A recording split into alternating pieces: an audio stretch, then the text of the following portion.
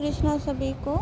My name is doctor विद्या पाटीदार। आज हम triose की बात करेंगे। Triose of restlessness. Triose of restlessness में 3 मेडिसिन आती हैं, एकोनाइट, आर्सेनिक एंड रेस्टोक्स, और ये दी है डॉक्टर ईवी नास ने। सबसे पहले हम बात करेंगे एकोनाइट। एकोनाइट जो होती है वो restlessness in acute inflammatory condition.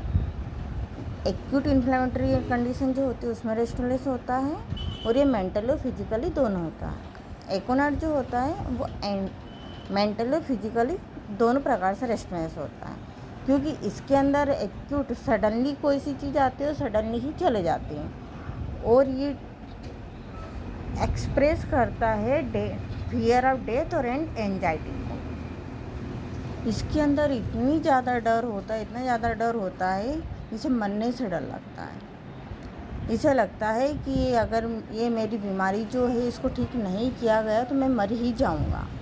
ये टाइम बता देता है कि मैं इतने टाइम में मरने वाला हूँ, इसलिए डॉक्टर को बुलाओ और मुझे ठीक करो। आर्सेनिक के अंदर भी फियर ऑफ डेथ है, बट वो टाइम प्रिडिक्ट नहीं करता है, और एकोनाइट टाइम प्रिडिक्ट करता है। वो ऐसा इसलिए करता है क्योंकि उसकी जो बीमारी है वो कंटिन्यू बढ़ती ही जाती है, वो कम नहीं होती, क्योंकि वो एक्यूट है।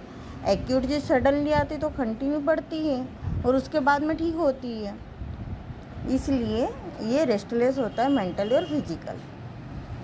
आर्सेनिक की बात करें तो आर्सेनिक के अंदर क्या होता है, वो इनसिक्योर रहता है, और उसके अंदर भी डर होता है।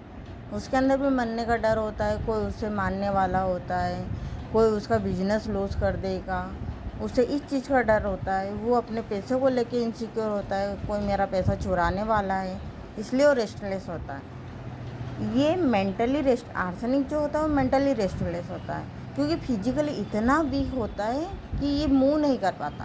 पहले तो ये फिजिकली रेस्टलेस होता है, बट इतना ज़्यादा एडजस्ट हो जाता है कि बाद में इतना वीक हो जाता है कि उसके लिए कदम उठाना भी मुश्किल हो जाते हैं। इसलिए उस टाइम पे भी ये सोचता रहता है कि कोई चोर ना आ जाए, कोई मेरा पैसा ना चुरा ले, कोई मेरा बिजनेस में लॉस नहीं कर दे, कोई मुझे जहर दे के नहीं मार डाले।